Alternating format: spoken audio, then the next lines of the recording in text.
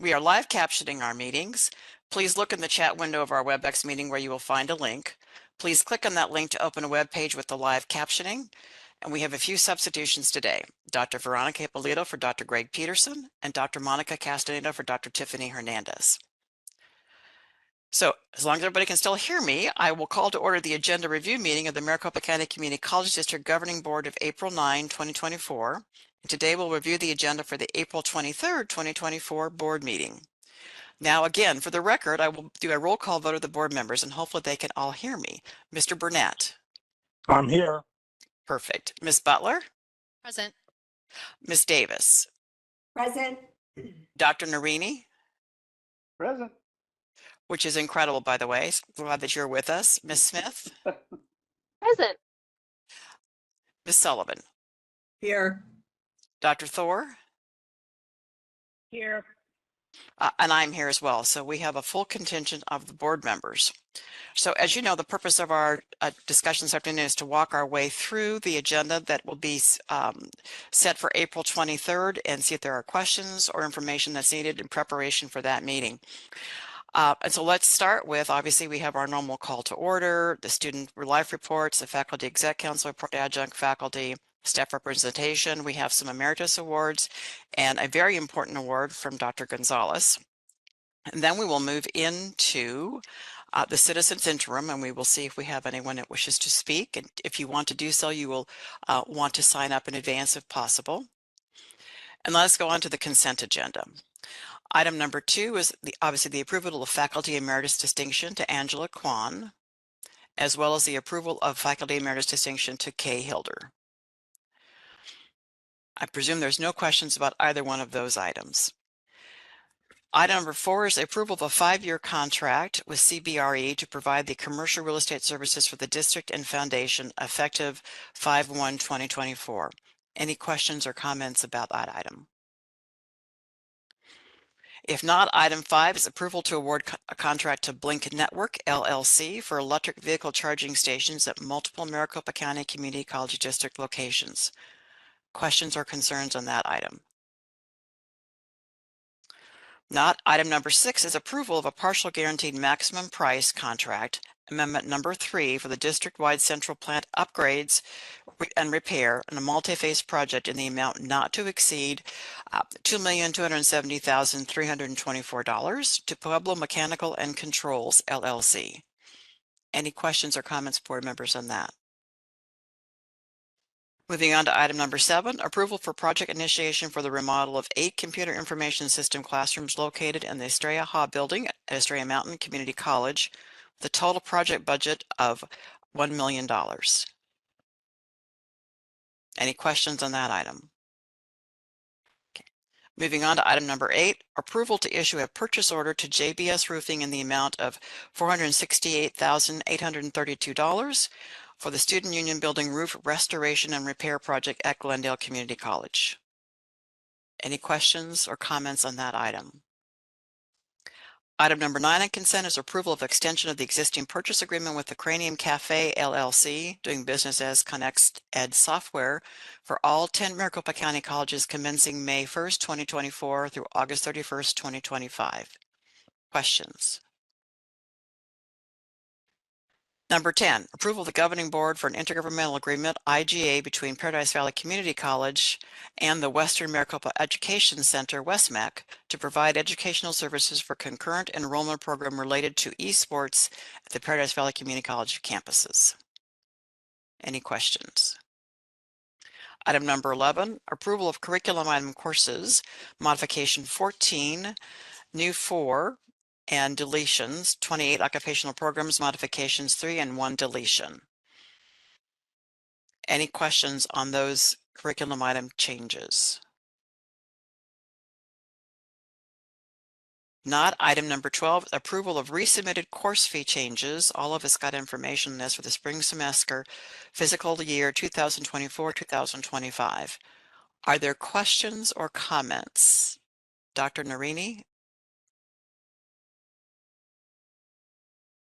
Uh-oh. Did we lose him? Dr. It just appears Narini, that still Dr. with Narini us? is muted. I'm here. I'm here. You're here. Any questions or comments on item number 12?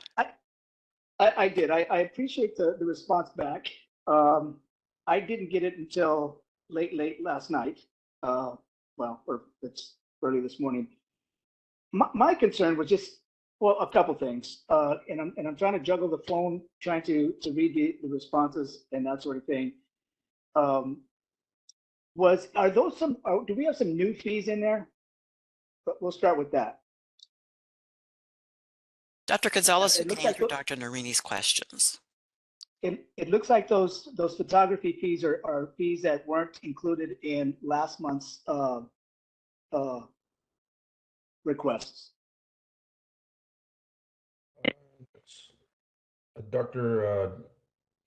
President Sullivan, Dr. Narini. So you're asking, you were cutting in and out just a little bit for me anyways. You're asking if there are new fees associated with some photography courses? Correct. There's some photography classes from Paradise Valley that I see are on there that I don't believe were on last month's agenda. And they were not ones that we pulled off of last month's agenda that I recall. Huh. Let's see if I have either Dr. Armour or Miss Bettina Salas to respond to that if they're aware of any fees that are now showing up. Bettina or Lisa, are you on?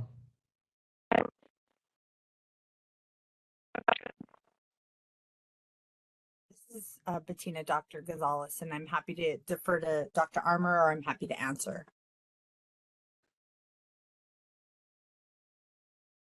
I believe in the item that was submitted in February when these came through, letters were transposed by Paradise Valley on the submission. And so that was a correction that they added to correct it from what it was to what it is supposed to be so that it was captured appropriately for the record. So that's the two courses that are listed for Paradise Valley. Okay, thank you. Yes. But I think my biggest concern was the responses to the questions I had on the original and the confusion that those answers caused. I mean, first of all, there were some pretty blatant. I mean, for me, a non-math person, some pretty blatant calculation errors in there, which caused me to rethink the whole response and put me a little bit on edge in responding to or reading the responses. I'm still a little unclear in this final response that I read. I'm still unclear about the amount of tuition that's coming in, what it's costing the professors, and if there's any significant money left over from the tuition that we can use to pay for the supervisory teachers at the schools. If somebody can explain that to me in like regular English, that would be helpful. Dr. Gonzalez? I'd refer to Dr. Armour or Miss Bettina Salas to respond to that question.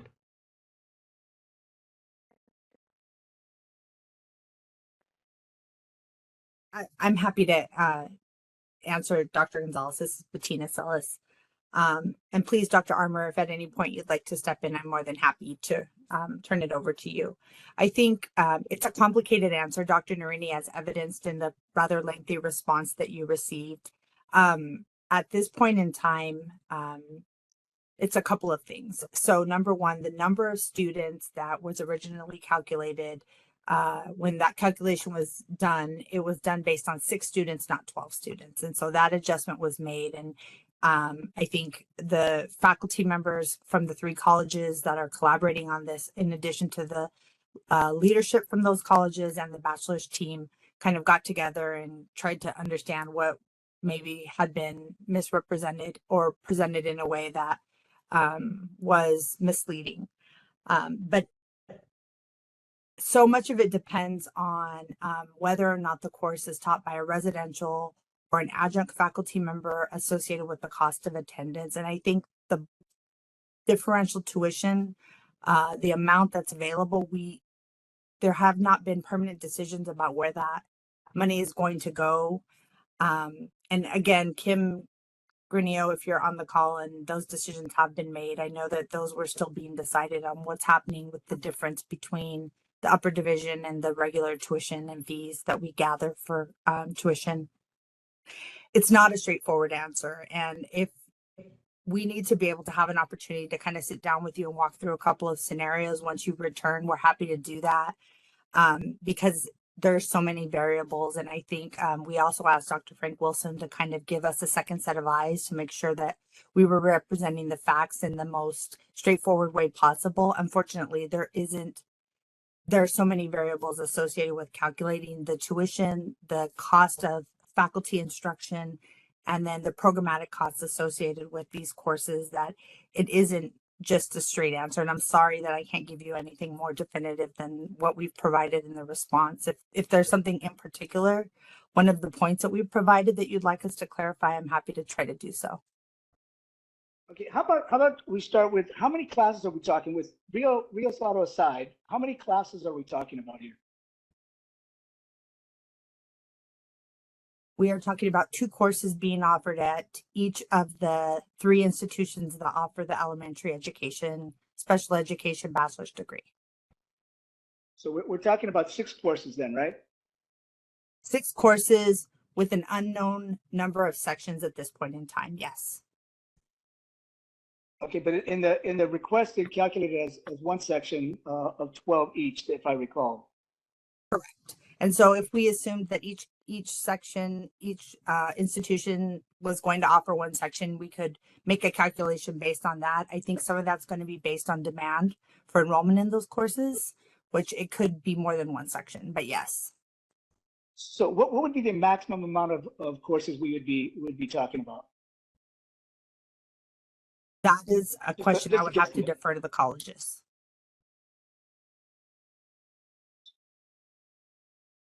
Okay. Because what I'm seeing is that if it's 6 courses, surely we can come up with We lost you, Dr. Narini.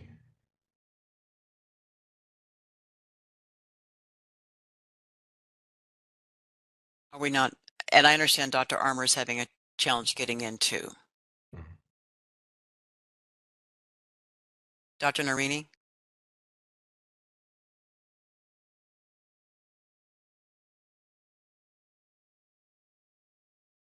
Board members, it sounds like we've lost connectivity with Dr. Narini. Perhaps I can follow up with him by email and he can solicit the rest of his answers to his questions prior to the board meeting.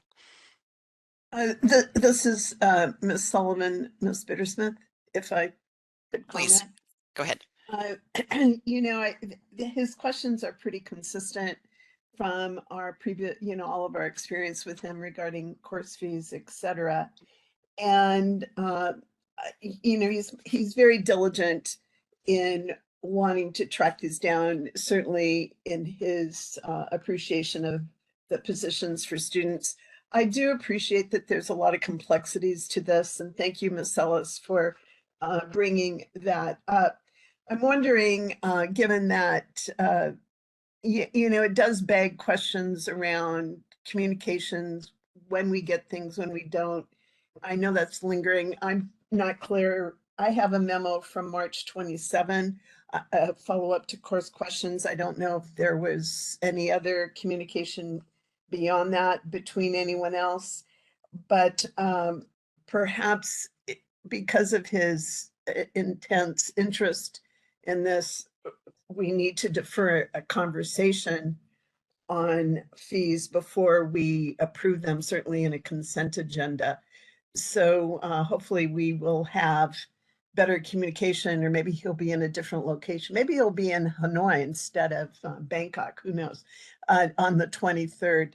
But that would be my comment. I appreciate that we could do this via email, but somehow things, from what I'm hearing, sometimes get lost in translation either way. So having that dialogue is certainly important. That would be maybe an initiation by email, but especially since I know he doesn't have full computer access right now.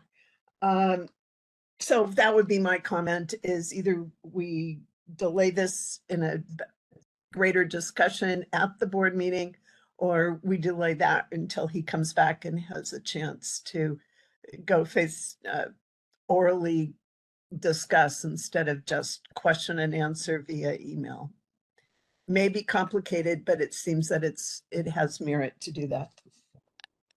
And thank you, Ms. Sullivan. Let me, Dr. Gonzalez and team. I know we had this question asked at the last board meeting when Dr. Narini was asking some of these questions and waiting for responses. If we wait, if for some reason we don't have answers and availability of that information for our upcoming board meeting in April, what is the downside of that if we have to wait till the May board meeting for a further conversation or final vote? President Bittersmith, that's exactly my thinking. And so again, I would defer to either, I don't know if Dr. Armour's been able to get on. I think she's having some tech issues. Yeah, I've got a note that she's having a difficult time too. Yeah, but perhaps Bettina can respond too. I mean, I know in past, there's a reason why we do this, you know, in the months of January and February, mostly as we're approaching the fall, or excuse me, a summer and fall semester registration process. We want to make sure that students are aware of the fees as they begin to register early for classes. Bettina, is there anything that you would add to that?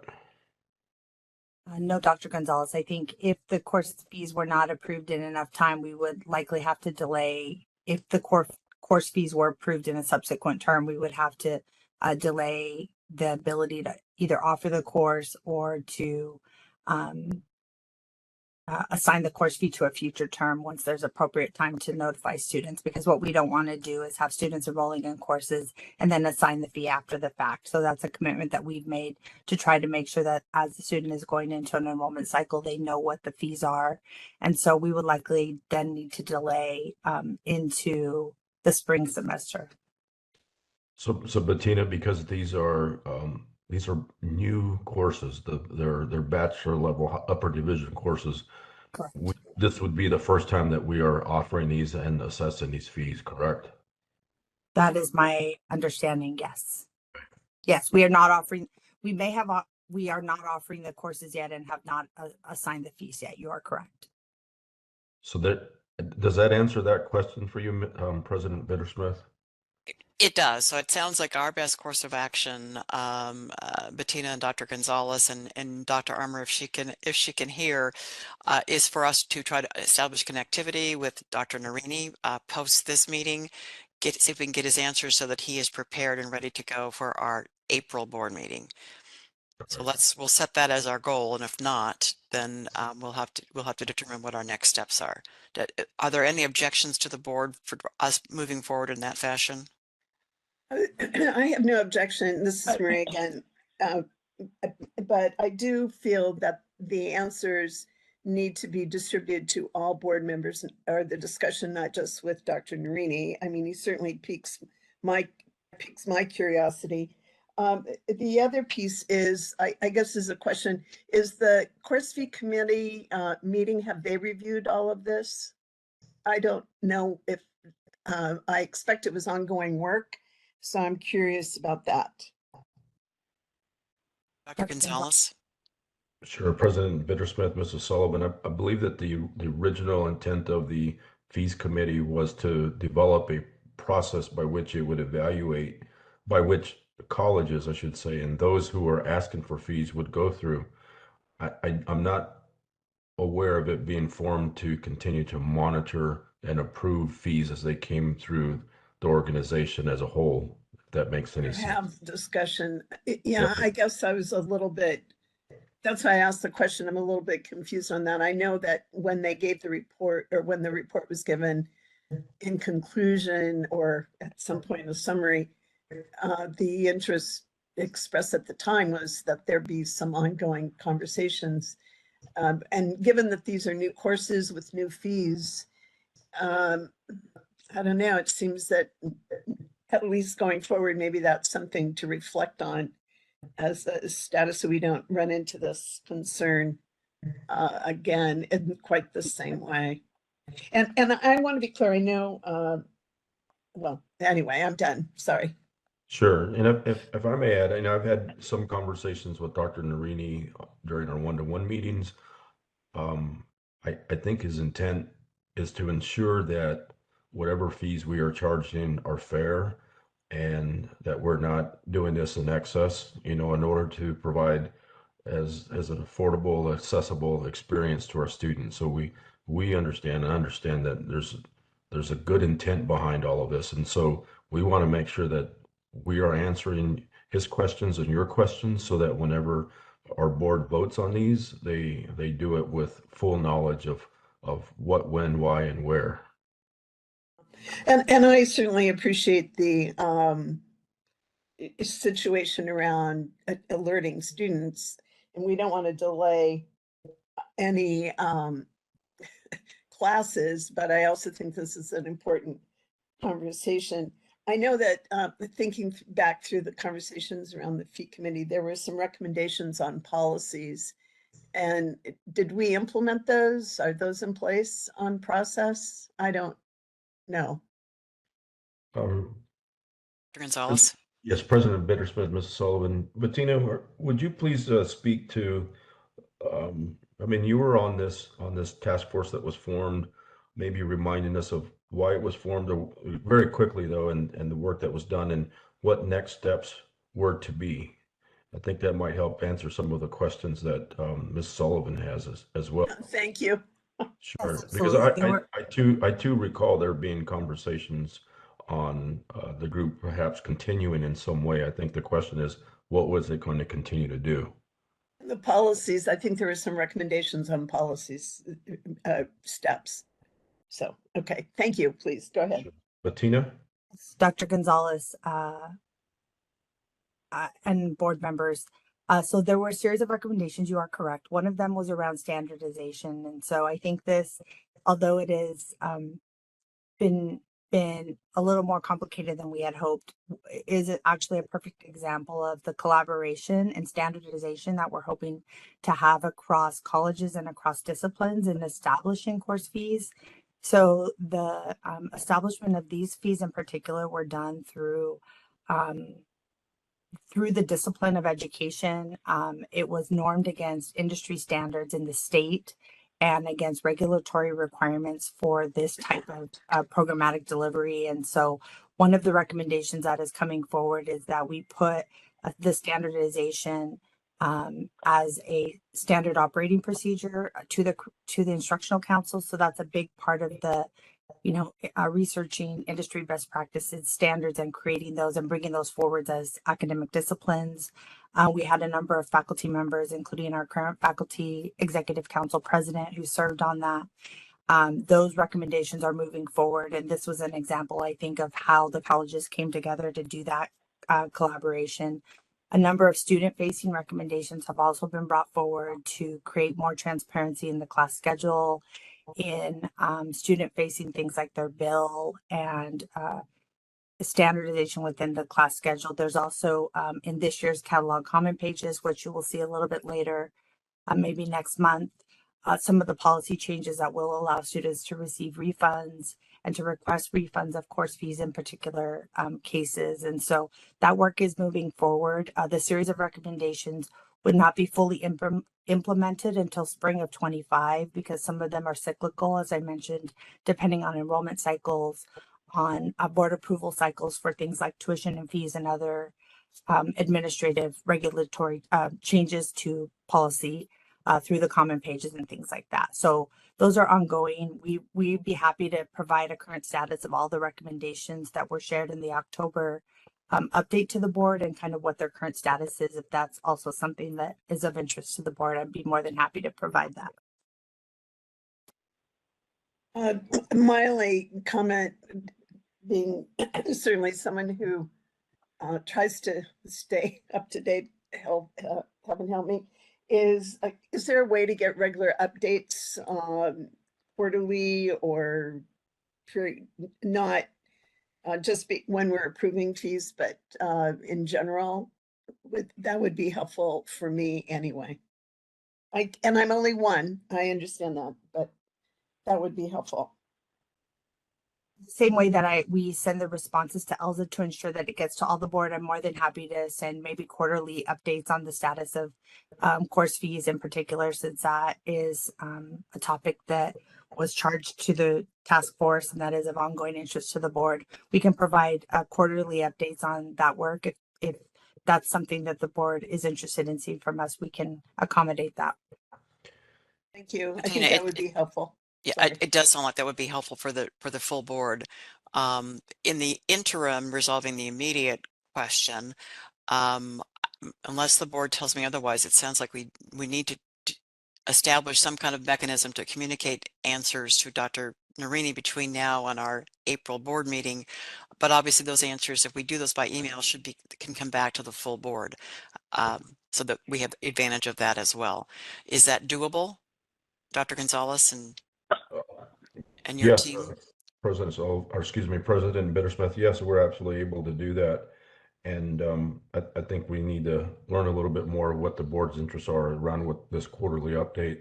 And I think the question also still remains of if there's any unfinished work of this fees committee or task force that was created, what is that work and when will it begin to meet again?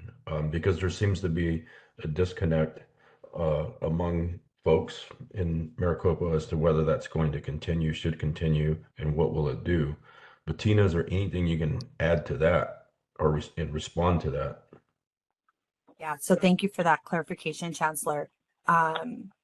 President Bittersmith and board members, the committee itself is no longer meeting, but there are a series of deliverables that were the recommendations of the task force that are moving forward. And those are the items, and they involve faculty leadership, instructional council leadership, members of academic and student affairs. And so that work is what we would be providing the updates. We'll be sure to tie it back to the original charge and recommendations so that you can see the evolution and the progress of that work. And then if there are things at the end of that that that you believe are still undone or need to be addressed, we're more than happy to pick those up again and continue to kind of go into this iterative improvement cycle that we've engaged in around course fees. Thank you, Bettina. So without even seeing what that looks like, it would be my recommendation that this group do continue, at least for the purpose of continuous quality improvement. Now, it would be up to the group how often. Maybe that's quarterly, maybe that's twice a year, maybe it's once a year, but we should have a group that has a focus on ensuring that the process is being evaluated and improved on a regular basis. And that information would be relayed, those updates would continue to come to the board, correct, Dr. Gonzalez? Correct. President Bittersmith? Yes, Dr. Thor. Thank you. I have several comments to make about this. First, it's my understanding that Dr. Narini is not back in the country until April 30th, which is a week past our meeting. Does he intend to try to connect from wherever he is to that board meeting? Dr. Thor, it's my understanding he intends to do that. And we got halfway there today. Yeah, okay. I would just say that if he is not able to connect to the April 23rd meeting, I, for one, would recommend postponing that item until he can be present. Secondly, we're throwing around the term policy. And as the policy chair for the board, I'm questioning whether these policies we are discussing need to be put in board policy or whether we need to find another word besides policy to describe these actions. And finally, I would like to add my frustration to those of others about how late we receive information. And clearly, there's a timeliness regarding these actions. And it would seem to me we also should have timely responses to the board questions. Dr. Thor, your suggestion about timing it goes back to my initial question, and you said it better than I did about what would the implications be if we postpone this to the May board meeting. And I think I heard Bettina say that it might involve being unable to offer several of these courses in the fall. Am I correct about that? I don't think I heard her say we wouldn't offer them. We just wouldn't charge the fee. Okay. Can I clarify that, Bettina, for the board?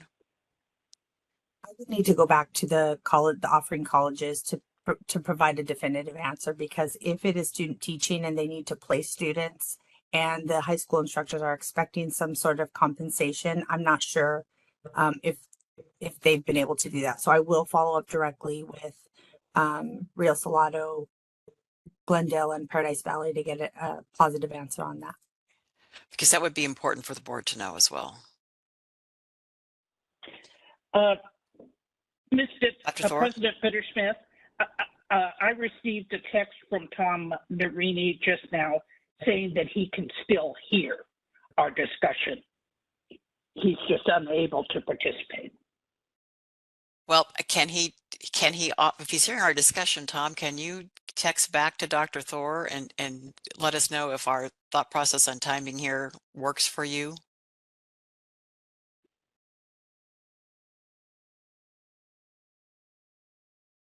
What, excuse me, President Bittersmith, this is Ms. Sullivan. Go ahead, Dr. Thor, sorry. Dr. Narini says yes. Okay, that's very helpful. Thank you both. So President Bittersmith, Okay. would you mind? Further questions or comments? I think our plan is to try to make technology continue to work and get answers for Dr. Narini's remaining questions and the full board so that we can press onward to still continue to have this on our April agenda. However, we also need to know, and Bettina, if you can help us determine that, what the implications of any further delay might be on course offerings. Yes, ma'am, I will do that. Thank you. Dr. Gonzalez, anything to add? Yes, I was going to ask you to reiterate the course of action moving forward, but I believe that you just did that.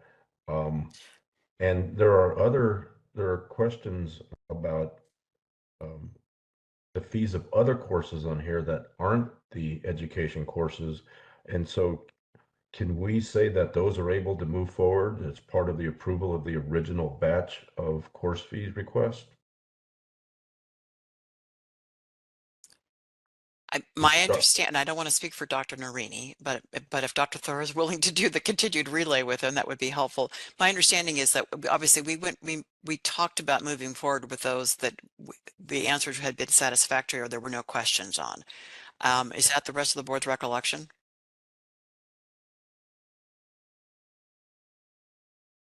Ms. Bittersmith, this is Ms. Sullivan.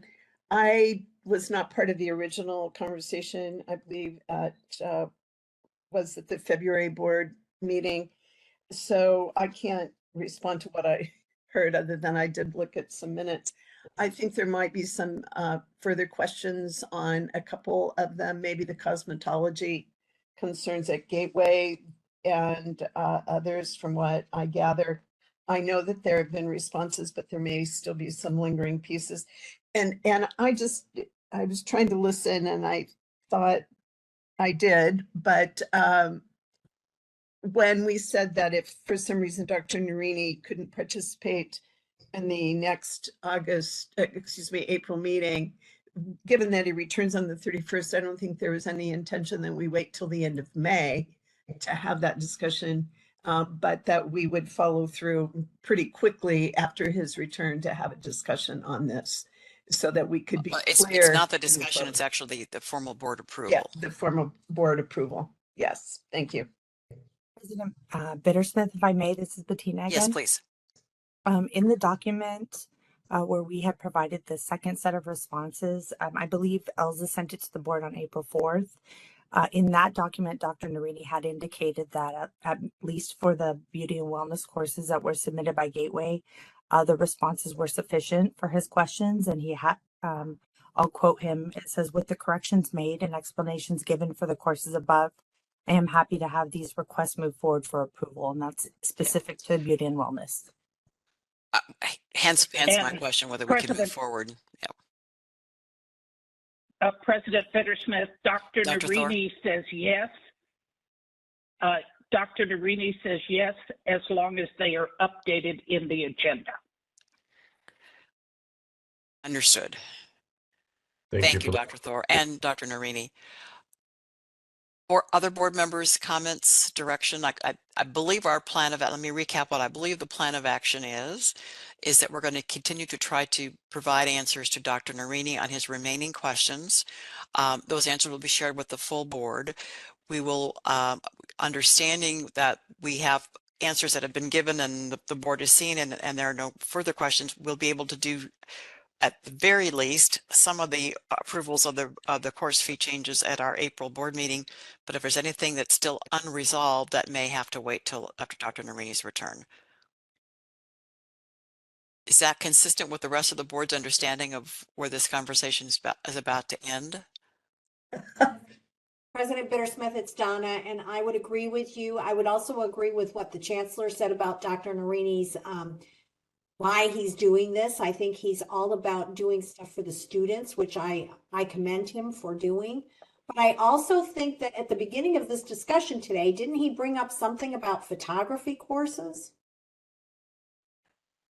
That was one of the questions he asked, Ms. Davis, and those are answers, Dr. Gonzalez, I think we're still waiting for, correct?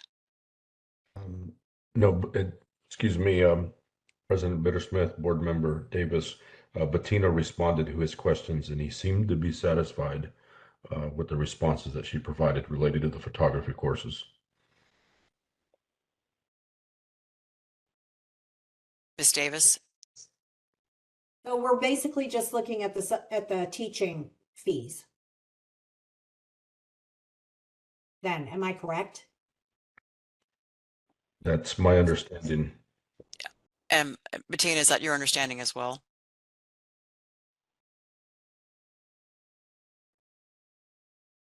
Bettina, you may be muted. Yes, President Bittersmith, that is my understanding, that Okay. the line of inquiry is really very specific to the education courses. And anything that is beyond what we provided on April 4th will follow up with. Okay. So one final ask, any other board members' thoughts? And Dr. Thor, I'll turn to you one more time. Did you get a response back from Dr. Narini that we're articulating what he believes to be the case as well? I've not heard anything further from Dr. Narini, All right. but that's my understanding. All right. So with that, I think we know what our plan of action is. Dr. Thor, thank you for being the technology relayer from Dr. Narini to us. My pleasure. Anything else from other board members related to item number 12? If not, let's move on to item number 13, which is approval of the Gateway Early College High School revision of the annual financial report for fiscal year 2022-2023. Any questions or comments about that item?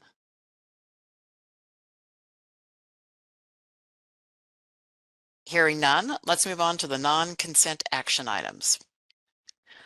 And there's one item under that, which is the second read and approval of the proposed FY 2025 residential faculty agreement to be effective on July 1st of 2024. Questions, concerns, comments? Hearing none, we'll move on to first read items and information, starting with item number 1, which is the first read of the proposed fiscal year 2025 budget for the Maricopa Community College District. An important item for all of us. Any questions or comments?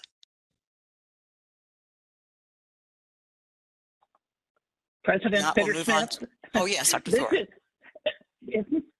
I'm sure this has already been caught, but Heather Carter's first name is misspelled. Sorry, Oh, I on the was a printed, and I'm journalism not looking at major, that. so So. and typos just jump out at me. Dr. Carter, our apologies. We do know Her how to name- spell your name. we'll make sure that gets correct. Thank you for catching that. Super impressive.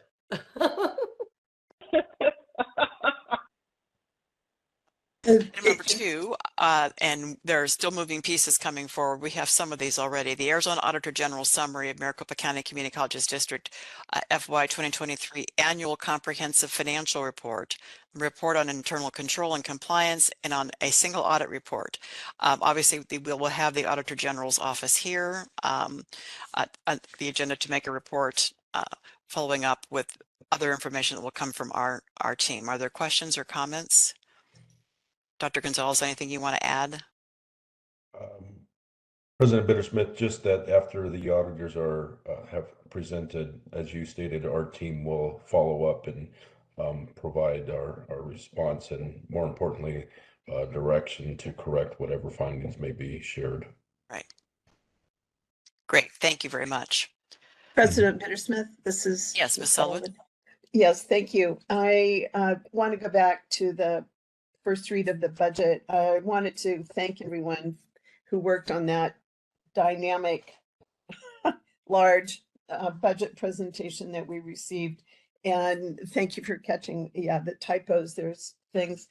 I know in my last presence at the board meeting, I did ask a questioner for further clarification around the compensation plan.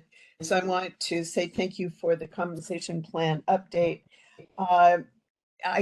In terms of the budget, I didn't have any questions tying the compensation plan to the budget, but just for the sake of conversation or dialogue, I may ask some questions in writing, which I hadn't done yet, on the compensation plan, just for further conversation and clarification for me. So there's no comment about its place in the budget and the financial implications, but I may circle back with some of those questions in writing, and I wanted to make that noted. I think, and you are ahead of me, because as I get onto the tail end of the agenda, but I'll do it now, is to remind the board that we all did get the compensation plan documents, and I know we're reviewing those in preparation for conversation and approval in our May board meeting, where we'll also approve the budget. But as Ms. Sullivan mentioned, if you have questions on that compensation plan, and of course anything else on this agenda, please go ahead and send those so we can get answers, and the full board will be receiving answers from questions that were asked by individual board members. Thank you. President Bittersmith? Yes, Dr. Thor.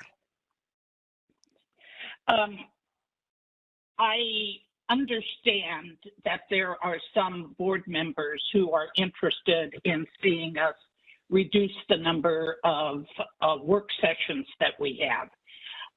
I personally am very invested in the compensation plan and feel that of the many important items that this board addresses, that is one of the most important. So if we're not able to have a separate work session on the compensation plan, I would request that in the future that a discussion of the compensation plan be incorporated in one of the budget work sessions. Thank you. Thank you, Dr. Thor. I appreciate that as well. And again, if there are questions or comments about the compensation plan, because it is a very important component of our operation, please get those to Dr. Gonzalez. And again, all of those answers to those questions asked by individual board members will be shared with the full board. But Dr. Thor, thank you. That's a great suggestion. Excuse me, this is Ms. Sullivan again. I support Dr. Thor's position on this. I know, again, that there may not be a lot of discussion items, and I'll do my best to frame my answers in direct black and white as opposed to dialogue. But I do find the exchange of dialogue very helpful, even as we just experienced with the course fees. So thank you, Dr. Thor, for the recommendation to integrate that as part of a budget presentation if we can't isolate it in another way, particularly as we're looking towards a remodel of the plan moving forward. So just wanted to give some shout out support to Dr. Thor's position. And Thank you, mine. Ms. Sullivan. Okay, let's move on then under first read, item number 3, employment and separations from February 10, 2024 through March 15, 2024. Any questions or comments on that report? Okay, and then we move on to monitoring reports, and this is where the budget analysis report fund, we do not have it yet, but we will have it prior to our board meeting for us to review and then get an opportunity to ask questions at the board meeting on that particular report. So I would gather no one has questions or comments now, but anticipate that coming into your inbox shortly. Yep. Then we move on to our community linkage reports from the governing board members. And I know everybody has been busy and will continue to be between now and the next meeting and can provide us with their reports. Then finally on to the establishment of next meeting dates, times, and locations. Obviously, we have our board meeting on April 23rd at the conference center at Rio, starting at 6:30. And then we will have another agenda review on May 14 in preparation for the May 28th public hearing regarding our budget and questions with the compensation plan if need be, followed by a special meeting and regular board meeting that will start at 6:30 at the conference center at Rio Salado. That concludes the agenda review items for the governing board. Are there questions from the board members or closing comments from the chancellor?